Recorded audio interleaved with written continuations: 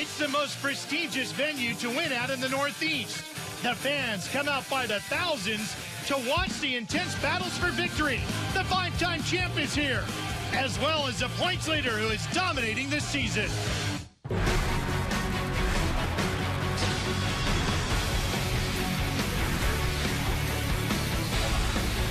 The best drivers from the Northeast and the South have come to New Hampshire to fight for one of the most sought-after checkered flags in modified racing. Welcome to Loudon, New Hampshire Motor Speedway, and the Musket 250 for the Whelen NASCAR Modified Tour. Hi, everybody. I'm Ralph Shaheen alongside Ray Evernham. Derek Perniciglio will be patrolling pit lane for us on a nice fall-like conditions, right, for racing here. Oh, yeah, those fall-like conditions will make these modifieds go fast today, Ralph. Here's a look at the points. And, Ray, as we've said all year, this has been all about Justin Bonsignore. He's done a great job. You know, we talked about Doug Coby, we talked about Timmy Solomito, and Justin Bonsignore and Chase Dowling have had great years. Pretty good battle back there for third between Solomito and Coby. That might be fun to watch in the coming weeks. But today, even though points are at stake, you really just want to be able to say you are a winner at Loudon. Oh, yeah, and this is the biggest race. 250 laps, $25,000 first prize. $25,000 more in lap money. This is a big day for somebody, Ralph. And that's something that a lot of people don't talk about, but that lap money, boy, it can add up. Let's go downstairs now and introduce you to Derek Perniciglio. Well, Ralph, our Who to Watch driver is that black number 44 machine. He swept both races here last year. He won the race in the summer. That's Bobby Santos III out of Franklin, Massachusetts. They come back with the same car that they won with back in the summer. Matter of fact, it's the same engine, but they had it freshened up before the race. When I asked him if he was unsure about starting as deep in the field as he was, he said, really, for this race, being that it's 250 laps, really doesn't matter where you start. We can work on the car throughout the race. We have enough laps to figure it out, and we can definitely go to the front. And Bobby is definitely a guy to watch because you know he knows how to win here, and he runs some long races in the open wheel, open top cars. Does a great job there. I'm going to keep my eye on him. Good choice, Derek. Look at that starting front row. Dowling on the inside and Bonsignore on the outside. And then just two rows back, there sits Doug Coby. As we look back, we see some of our regulars, Woody Pitkat and Dave Sapienza. Ryan Preece in the 77, a little bit further back there in 20th position. And the reason why he's back there is he wasn't the driver that qualified the car. Right. Gary Putnam qualified. It's Gary Putnam's car. It's not a car that Ryan Preece normally drives, so we're going to watch him come up through the field. And the legendary Jamie Tomato in the 99 in There's the races also. Yeah, no doubt about it. Well, here we go. Dowling has been fast all season in that 15, but the man who's dominated is right alongside as the green waves at Loudon. Good start there by Chase Dowling. Moves up. Emmerling making some moves on the bottom, challenging for second already. Bonsignore will hold him off as they come off a two. Yeah, good clean first and second corner there. This track's a lot wider, a lot of racing room here at Loudon. Ron Silk has moved up into third. Here comes Solomito on the bottom in the red and white 16.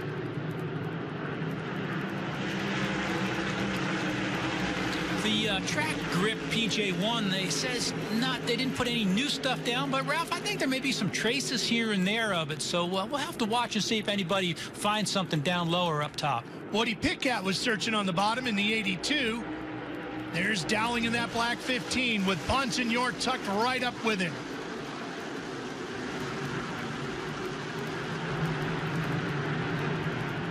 I think these guys will be a little bit calmer in the early going here with this many laps. They're going to feel each other out. I think, you know, guys are going to have to set up for a longer event rather than a shorter event. Again, this being 250 laps, it's great to see modifieds running that many laps. Haven't run that many laps since the old Race of Champions and things like that on this big of a track. The Race of Champions, of course, took place for many years at Pocono. It did. Pocono and Trenton and Langhorne. A lot of history, again, in this modified racing. Boy, look at Solomito correcting. You can see the rear end of that car moving around on him a little bit. Yeah, looking out the back of Doug Coby's car. Love to watch those modifieds work. Watch that thing bounce up and down, up inside there. Love those open wheels. See that suspension moving around. There's the front view. That's what they see. Doug Coby's such a veteran, very smooth. Reaching down there, holding on to the shifter with one hand. I'm not sure he's getting ready to shift, but I think he may be just relaxing. Doug pretty relaxed at the start of this race. I guess when you're a 5-time champion, it's you can do that. And 4 of those in a row. Yeah. Bonsignor keeping the pressure on Chase Dowling, and Woody Pitkat keeping the pressure on Bonsignor. Boy, Bonsignor has just had an unbelievable tight grip on that championship all year, hasn't he? He has. That team has executed, which is what you've got to do. They've had speed. They're executing. They're not making mistakes. They're doing a great job. We see the modifieds. They're staying pretty much in line. I'm going to tell you, Ralph, these things draft unbelievably at Loudon, and the reason is because they have open wheels. They're not slippery cars. They blow a big hole in the air. A lot of turbulence out there. And as I say that, Bonsignor takes a look down inside of Chase Dowling. Yeah, you can see he was kind of peeking to the inside going into one, and sometimes in the early stages of the race like this, Ray, it's not necessarily that he wants to take the lead, but he has to because the draft makes him do it. Yeah, if he didn't take that shot, Ron Silk would have taken that shot. And as we watch him line back up, and as they go down the backstretch, you know, going into turn 3 is a shot where we're going to see a lot of that. You gain some momentum off. As we see Ronnie Silk get ready to pull down side, takes a look, didn't feel like he had the momentum, but we'll see a lot of passing on the entry of turn 3, where the guy will drive down on the apron and do kind of a slide job deal up in front of the fella he's trying to pass. Here comes that momentum, and Silk again looking inside as they go into one. They got about 8 laps complete now. Tire pressure's up. Everybody's got a good feel on their cars. Ron feels like it's time for him to move forward. Oh, caution is out. And we've got a big wreck on the racetrack. Whoa. Look at this. This is going to involve a handful of cars, including the famed number 3, which is Matt Swanson. Jeff Rocco is in that red number 1, and the silver 25 is Calvin Carroll. A lot of damage there on the other Eddie Harvey entry. Right front wheels missing. That car looks like it's pretty tore up. Hope Jeff's all right there. Let's see, we're looking out the back of Doug Coby's car, see if we can see anything. Oh, contact right there. Oh, wow. Hard into the outside. It looked line. like maybe something happened to the 3 of Swanson, and he went right up into Rocco, or... Yeah, they're discussing it right now. They're discussing it as well. Yeah, 2 different conversations, I'm sure. We'll be right back. The NASCAR Whelen Modified Tour in Loudon, New Hampshire. Ryan Preece leading here now with Patrick Emmerling, Chase Dowling, and Bobby Santos. All at the front of the field as we get back to the action with the Musket 250. Ryan chooses the outside there. He's learning an awful lot as he's running the Xfinity Series.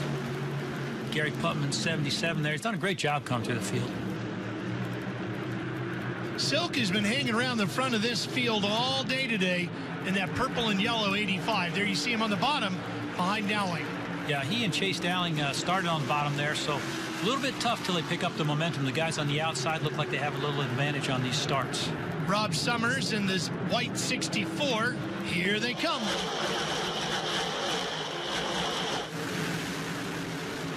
Bobby Santos right? Asserting himself here in Loudon, right to the front in the black 44. Well, we heard Derek say earlier that he's the guy to watch, and you know, unfortunately, Ryan Preece watched him drive right on by there.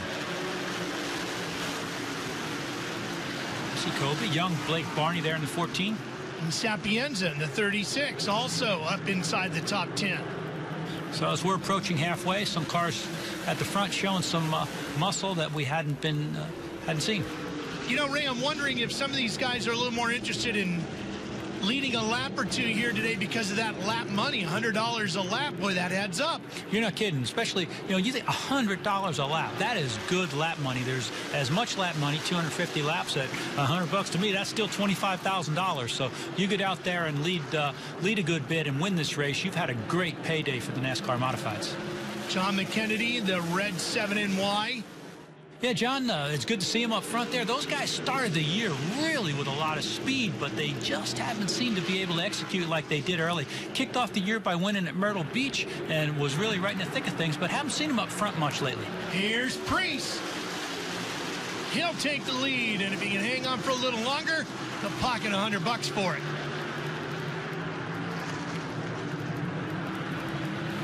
Bobby trying to back on a thing, but $100 in Priest's bank account. Bobby takes the lead as they get down into one. He's like, man, come on, I need some coffee money. That's right. Summers in the 64 sitting right there. Well, the Modifieds putting on a spectacular show here today, as they have for many years, as we go back in the day to Loudon, 1998. Mike Stefanik, Tim Connolly on the front row. Wow, there's some very historic modified names.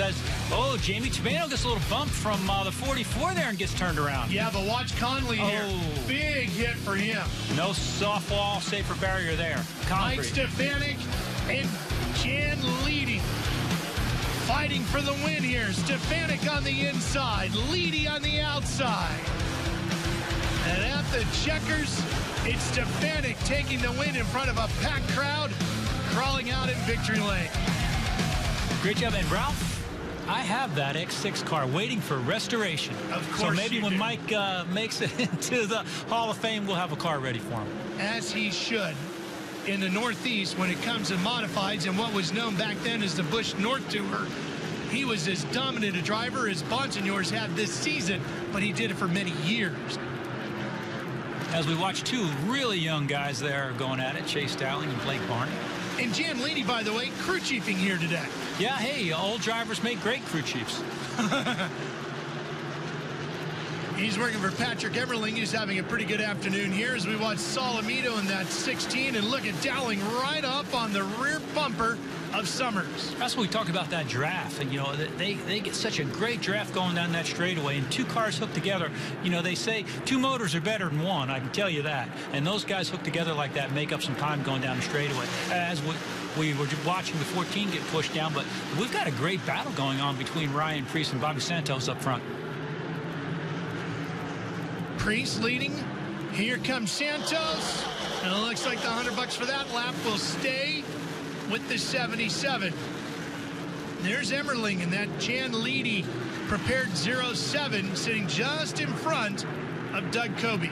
I was going to say Doug Coby sitting there. You know, I would definitely be keeping an eye on him in the mirror. This is a guy, obviously, we know how smooth he is and knows how to execute at these long races. And those guys are due for a big win. He may get it here today. Santos, the race leader, has won the last 3 NASCAR Whelen Modified Tour races here in New Hampshire. 4 career victories. You know, Ray, only 2 drivers have won 4 straight here. Reggie Ruggiero has won 5 straight. Ted Christopher, the late great Teddy Christopher, 4 straight.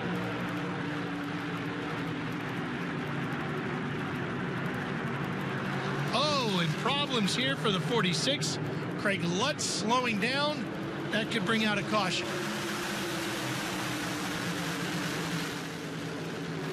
Doesn't look like he's going to make it back. Yeah, no, he's not going to get there. There's a caution. That comes out on lap 117. How does this impact your pit strategy, Ray? Well, you know, they've got more tires to play with here than they have had at some of the other races. NASCAR opened up some of the tire rules. You know, you're not allowed to put tires on while they're fueling the car. You can only do one or the other. So I'm going to want to figure out how I can get some gas in and then come back and get some tires. You know, we're almost halfway, maybe a little bit longer to stretch my right sides or my right rear. So I think that we're going to see some guys pit right here. I know I would. We're trying to get some fuel and some right side tires. Well, while the crew chiefs and drivers try to make their decisions, we're going to dip to break, but we'll be right back for more NASCAR Whelen Modified action from Loudon. Getting ready for the restart on lap 122 here at Loudon. Ryan Priest in control of that outside lane again. Good bite up there. Emmerling on the bottom. Ron Silk out there on the outside. Ronnie's having a really good race. I was just going to bring that up. He is really running well today.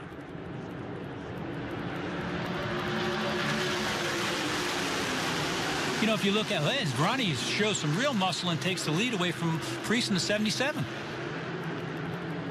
A little deeper in the top 10 is where we find Justin Bonsignor. Let's get an update on the points leader, Derek.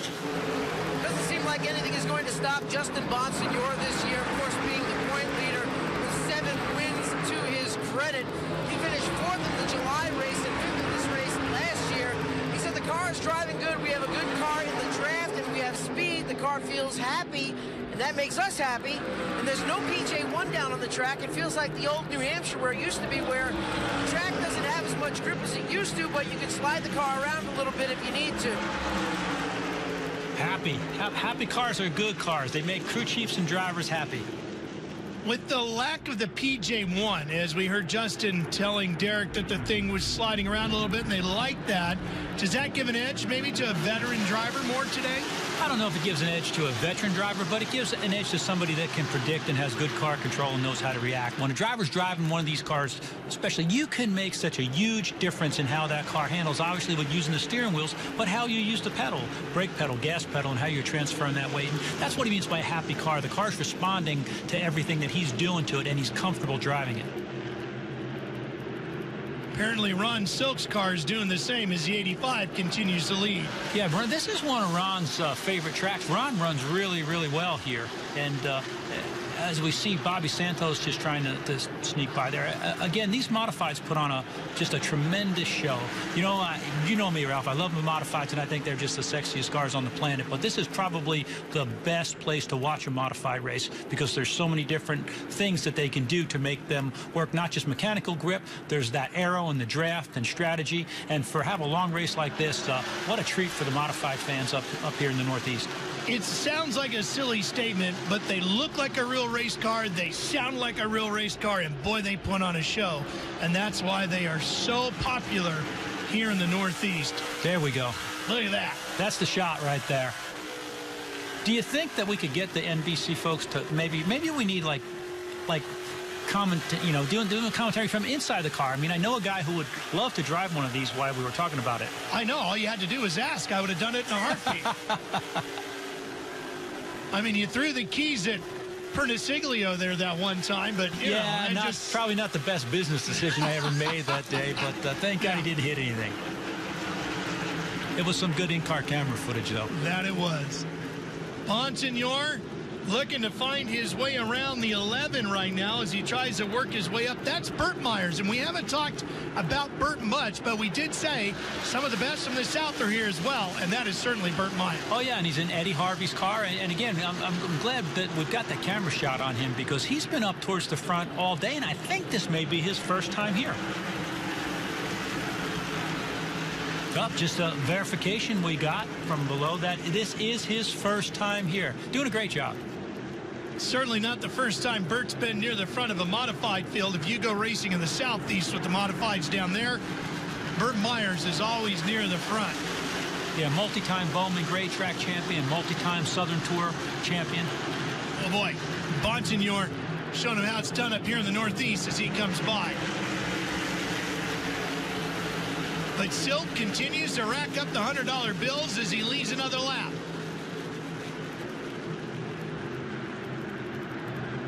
Looks like he's got a good car length and a half or so between him and Priest now. Yeah, he does, but I'm not sure if he wants to be out that far, and here's why. You know, those guys get in the runs and get a clear shot and move up in there. We'll see if Priest and Bobby Santos kind of team up a little bit and track him down.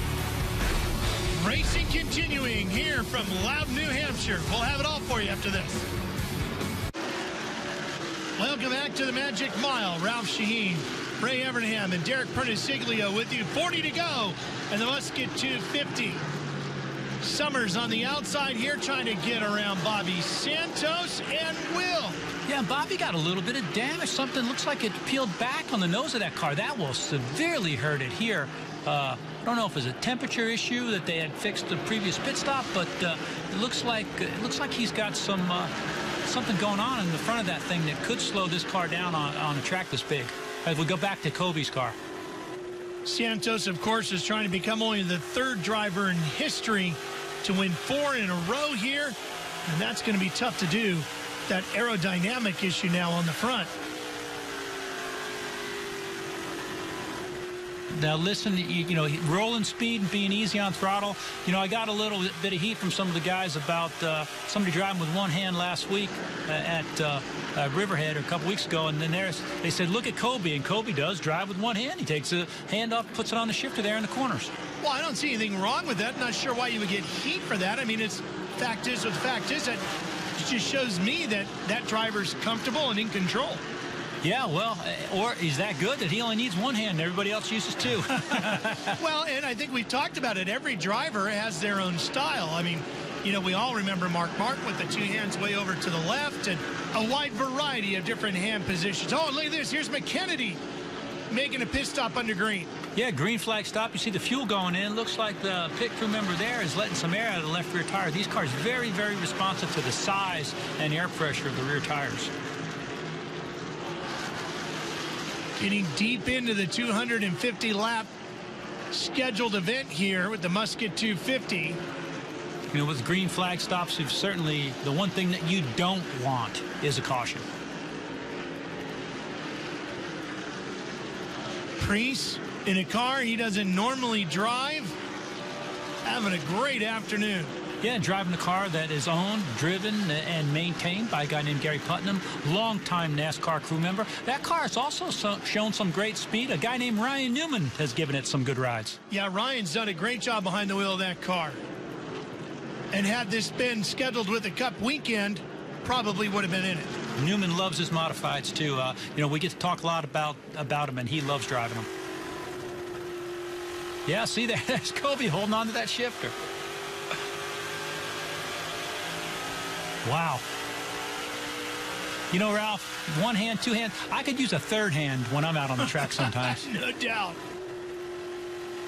I don't know if he's having shift problems or if that is just his habit, but he seems pretty comfortable in doing it. Love to watch those tires on the modifieds move up and down, give you fans at home an idea of how the suspension works in those cars. You know, it's interesting. You always look at the tires, and I just love the sound. These things sound fantastic, too, when you go on board with them. Well, with the modified and the open wheel, you can almost sometimes tell how your car is handling and what you need just by watching the color of the tires through the corner, the dull gray and the dark gray and the shininess as it moves back and forth across your front end and how much you turn in the tire. You can almost tell how much weight's on it in the corner. That's why I said I love those cars. If the Cup cars wouldn't have had fenders, I think Jeff Gordon and I would have won even more races. You guys did all right. Speaking of all right, here's a couple of guys having a pretty good run. Dave Sapienza in 12th with the 54. Trying to take it away from him, Tommy Catalano. Yeah, Catalano, again, one of the nicest cars on the circuit. Got a little bit damaged the last time that we saw it. Oh, here can we see the 44 coming down pit road. And you can see either they've pulled that sheet metal off or it's taped. Something's slowing that car down. But he's got to make a green flag stop here. We'll see what happens. Led 13 laps today, so $1,300 going to him. They go to the pay window at the end of the day. Looks like they're going to put some right side tires on that, and a caution, Ray. Oh no. We're told there's debris out on the racetrack, and the caution has come out. Oh, and wow, yeah, pulls Bobby's the steering wheel off. We're hearing maybe there's an issue with the rear end of that car. Okay. Well, we will be right back, closing in on the finish here today in Loudon, New Hampshire. Back here in Loudon, New Hampshire, 26 laps to go, and Bonsignor on the outside is the green waves. This could be exactly what he's looking for all day today.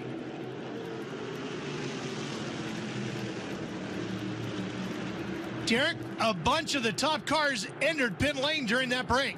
Ralph, Ray, just a quick report down here in the pit area. Went down to the 51 pit of Justin Bonsignor. They took on 3 tires on the number 51 machine. No fuel, no adjustments. They're going to try to go the rest of the way. The 2 of Doug Kobe, who was running in the top 10 previously, said the car is tight on exit, but he thinks that with these new tires and just a handful of laps to go, it might be just what he needs that does the trick. And unfortunately for Chase Dowling, who was having trouble earlier in the race, he was the leader for a little while, started to lose spots. They were actually backing up because of a broken spoiler. Well, and now we see Preece with Emmerling behind him. Priest has been very good in that 77, and they're starting to look like they want to team up and make a run to catch Bonsignor. Oh, that spoiler on Chase Dowling's car will make a huge difference with the modifieds getting some downforce on these rear tires with all that horsepower. So if they've got that fixed, it's going to light that car back up for him at a place this big. Well, he was really good early on, Ray, so if it's all correct, we know that's a fast race car here this afternoon. It is, as we watch him trying to work the bottom of Burt Myers there.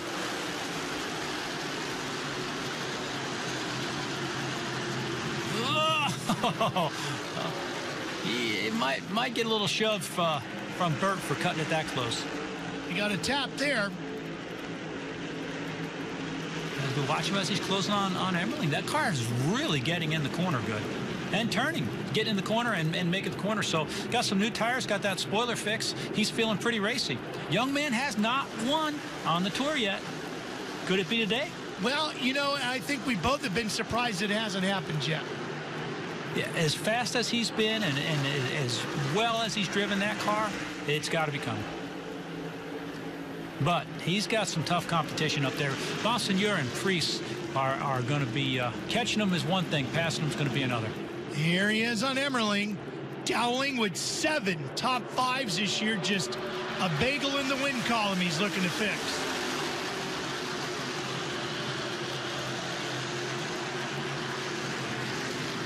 He's 81 points behind Bonsignor in the 51 in the championship standings. As we see Priest now putting the pressure on Bonsignor. Priest getting ready, I think, Ralph, we're going to see one of those drafting slide job moves. But Bonsignor may be a little bit harder to pass than somebody without as much experience. Well, Bonsignor only has 1 win here in Loudon. That came back in September of 2016.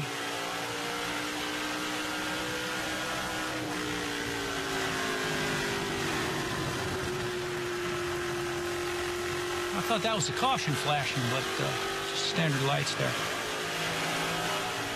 I was going to say, Ray, it's also looking a little bit like we're getting into the late afternoon. It's getting a little darker here. The cloud coverage, how's that going to impact the handling of these cars with just 20 or so to go? It's been just a little bit overcast off and on all day. I don't think it's going to affect them much. It just makes the track go a little bit faster. I think it may make the racing a little bit better as it puts up grip. As you see, I think it's going to come down to who makes that move. Where do you want to be? Where do you want to be with 1 or 2 to go, as good as these cars draft? And right now, I think they're trying to figure that out. I'm not sure I'd want to be the leader. Yeah, the challenge is, can you handle it from 2nd or 3rd, right? And that just depends on your individual race car. We might see some guys start testing the water a little bit to see where they're strong from, or they might already know and just lock in place until they need to go. And we've got more and more cars joining the party, so that's also going to affect your strategy. Bonsignor's now he's not just got to worry about Priest. He's got Chase Dowling behind him, and Emmerling. And now Ronnie Silk is back in there. So anybody in the top 5's got a shot at this thing. Bonsignor, of course, with 7 wins in 13 races this year. No other driver has more than 2 victories in 2018, except for Bonsignor with 7. Well, this could be the biggest one for sure. As I said, Ralph, when you get a big win here, the longest modified race that they've had in quite some time, one of the biggest purses, and then you throw, again, those lap leader bonuses and that money on top of that, this is going to be a very big day for somebody.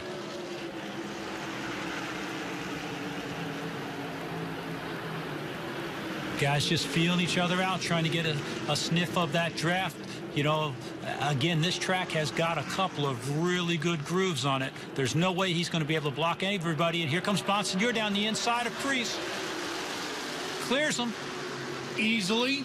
But is that what Priest wanted? Did Priest want to be second? Very well. Do you want to be leading this race? Yeah. I don't know. It didn't look like he fought him very hard. No. And Chase Dowling, the kid's sitting there thinking, okay, man, I got to figure this out. This is harder than my high school math test. Caution! Oh, no. Oh, nobody wanted that, including the guy spitting into the wall, which is Chris Pasteryak. Oh, and I saw young Blake Barney turned around there yep, as well. That's Pasteryak over there, and Barney a little bit further back. A couple tore up race cars. Window net down there. Oh, boy, I don't like that. I hope young Blake put his window net down. You see that Nerf bar knocked in. That's a hard shot on the left side.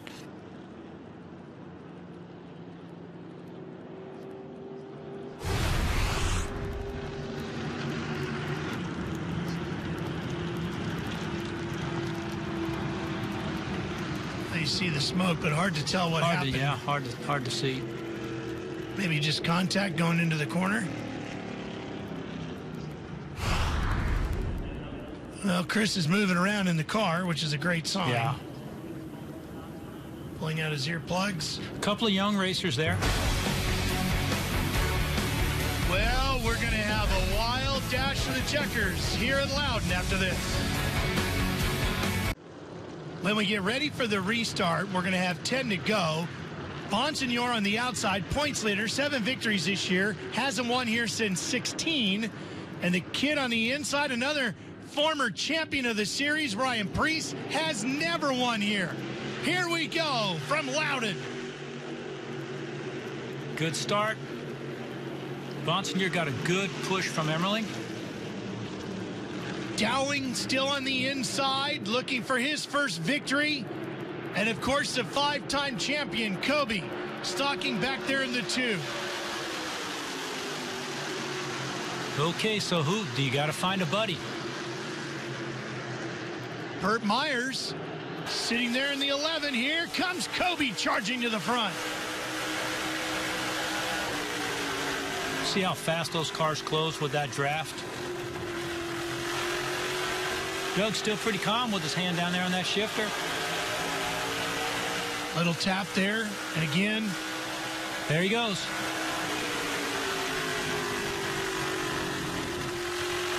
Boy, now he sees Bonsignor. Kobe, could this be his day?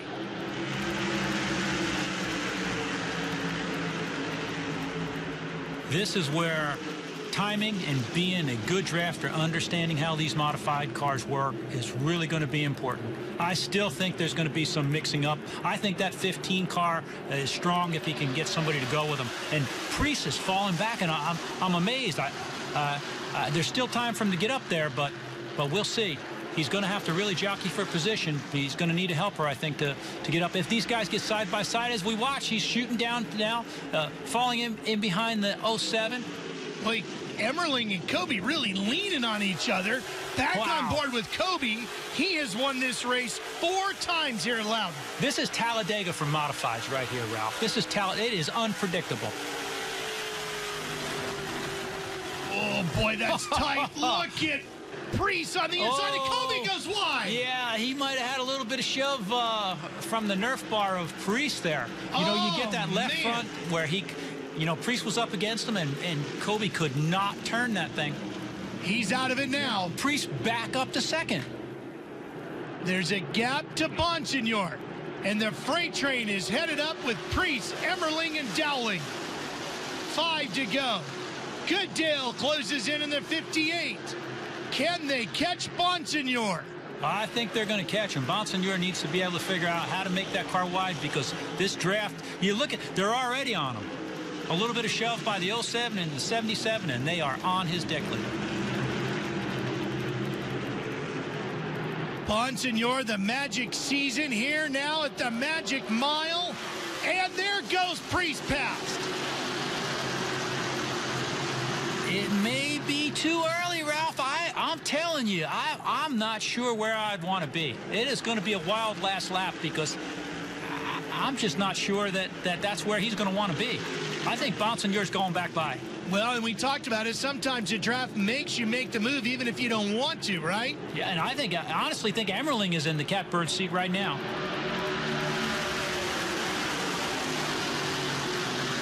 Bonsignor able to back off enough and just stay right there. Looked like maybe Preece moved up a hair to see if he could suck him in by on the bottom. Yeah, I'm telling you, I think that if Preece moves to block Bonsignor, it's going to open the door for Emmerling. Or even Chase Dowling, he closes up now. He's in 4th. I love to watch these modifieds at Loudon. I'll guarantee you nobody's using their seat. Look through the grandstands. They're standing up right now. 2 laps remain of the 250 scheduled here today in the Musket 250. Priest, Bonsignor, Emmerling, Dowling, and Goodale, the top 5. Here comes Bonsignor. Emmerling going with him. Couldn't get it done with Emmerling, but Bonsignor's your new leader. For the time being. That's right.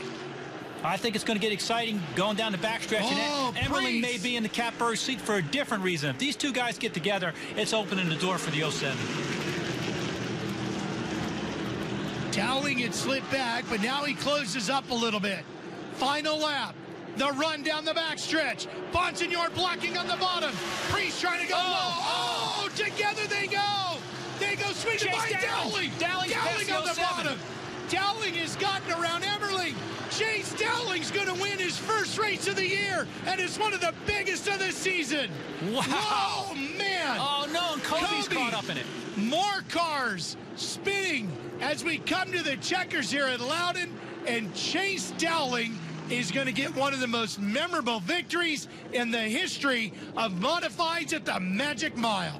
Wow, that was just incredible. I honestly thought that the 07 was the guy that was going to benefit if our leaders got together, and Chase Dowling, paying attention back there and forth, dives to the bottom of the racetrack and takes home the win. Chase Dowling had 7 top 5s coming into this race, no wins, and now he's got a spectacular one. Look how far back he is at that point. Nobody helping him. Priest rolls up and over Bonsignor's left rear. And see Chase Dowling way down on the apron. Emmerling's thinking at that point, I got this. He's just not far enough down to block. And there went Dowling by. And actually the right front of the 77 is caught in the Nerf bar of the 51. They couldn't get apart to keep going. I think Emmerling's probably as stunned as anybody as to how that race finished, because I think when he saw the 2 leaders go to the wall, he figured, I got it. And then all of a sudden, there sat Dowling.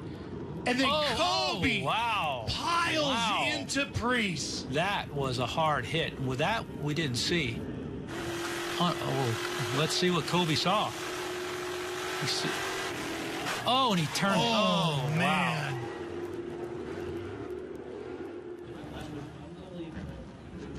And then Emmerling just couldn't get back in time to do anything about it.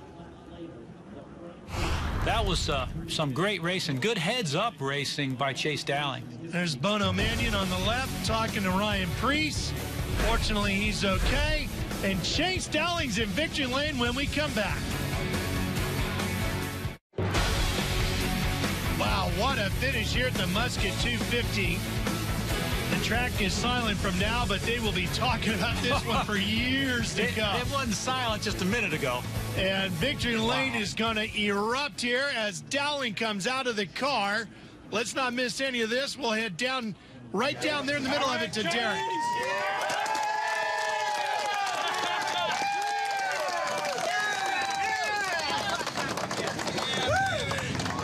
Well, Chase Dowling in the number 15 machine comes home with the win after an exciting finish here at the Magic Mile, and that's exactly what finishes are here. They're magic, aren't they? Tell us what happened on the last lap. Yeah, that's crazy. You know, we had a long race, 250 laps.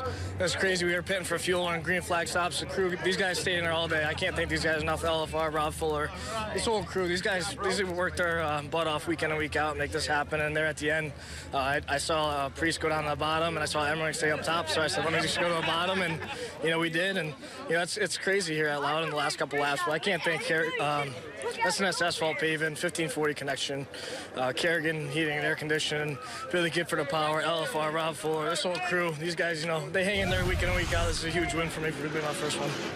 Being that it is your first win, we talked a bunch of times throughout the course of this season, saying that you wouldn't feel that this season was complete without a win, and the first one comes right here at New Hampshire. Tell us what's going through your mind. I guess the biggest one, you want to make it big, so we sure did. So we got the Musket, and we're bringing it back home to Massachusetts. And $25,000 in his pocket. Chase Dowling, the winner here at the New Hampshire Motor Speedway for the Musket 250. Well, he led a few laps too, Ray. I don't remember how many, but he's going to get some bonus money there too. Yeah, and that trophy, that's certainly for your first win. That's one he will never forget. What an exciting event. Great job, great decisions driving that car. Well, this is the first time anybody's taken any points away from Bonsignor really this year, with Justin finishing 6th. Chase second in the points, will chip away at it a little bit. Yeah, we saw Burt Myers there come back, finishing 3rd in Eddie Harvey's car. Great job for a Southern Tour champion. Very solid run. Jamie Chimeno, 16th. How about that? Yeah. And Bobby Santos, a frustrating day, ends up in 22nd. Let's hear from Patrick Emmerling. Well, Patrick Emmerling has finished on the podium in the past here at the New Hampshire Motor Speedway. Does it again today, and you were just like one of those yo-yos coming and going back and forth, but how much was pit strategy and how important was it this afternoon? It was very important. I owe it to my team and Jan Leedy. Our strategy really worked out to the T there. Definitely put us in position to win. Well, I think we were one of 5 cars on the lead lap or something like that at the end. We put ourselves in position. Some of them coil-bind cars, they could just rotate. They could just get in and rotate the center like no other. We're on a older conventional setup, but it works. We've been plugging away, trying to get a little bit faster. We put put some tires on at the end. And we were right there, and we were running 3rd, and them guys wrecked. I wasn't sure where they were going. I hiccuped a little bit to see where they were going to go. Ended up going high, and then Chase just slung it in there on me. And it's a race that should have been ours. So I mean, you got to be happy to finish in the top 2 here for this inaugural race here. But we're kind of disappointed. I'm a little bit disappointed at that because. We just want to, we want to win a race here, and we were just so close. And that was kind of one that just got away from us. So. Well, Patrick Emmerling runs a partial schedule in the NASCAR Whelen Modified Tour, but guys, could you imagine if he ran a full schedule here with these boys? He would be a solid contender for the title for sure. He's got to feel like he left one on the table. Yeah, he did a great job today. I know he's upset about not winning, but he had a great day. And hats off to Jan Leedy with great pit strategy. As we see, Chase Dowling still 72 points behind Justin Bonsignor. It was 81 when the day started, so he gained a little ground. Let's go back to Derek one more time. Well, it's the first time Burt Myers has ever seen the New Hampshire Motor Speedway. When we talked earlier in the weekend, he said this place was made for modified racing. And your first venture here, and I guess, what do you think of this place? I love it, man. I could do this every weekend. It's the most fun I've ever had in a race car. And racing with these guys, knowing when to go, when not to go, when to pull out. And guys are giving and taking out there, and there's a lot of respect. Man, this is awesome. I want to thank Whelen and New Hampshire, Eddie Harvey for giving me the opportunity to drive his car, and Dunleavy, CitraSafe, just the people that came together at the last minute to make this happen for us.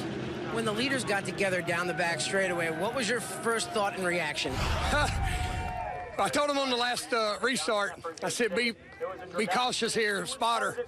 And he said, yeah, 10-4. I said, for 25,000, you never know what's going to happen here. And I just saw dust fly up. I saw the 77 down low, and I saw him hit. And at that, you're just racing hard, and you're trying to miss it at the same time. But couldn't really tell exactly what happened. I was just trying to go for the hole and come home in one piece.